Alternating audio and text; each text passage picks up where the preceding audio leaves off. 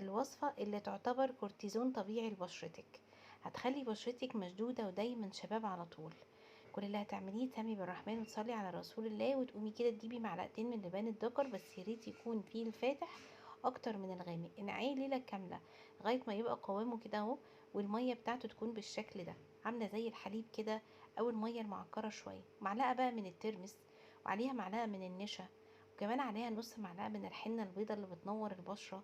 وقلبيهم كلهم زي ما انت شايفة كده، وممكن تضيفي كمان معلقة من الحليب البودر.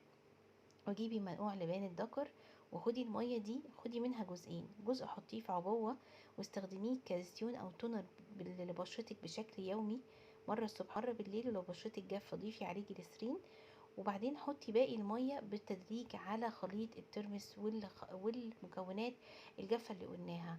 حطيه على بشرتك بقى بعد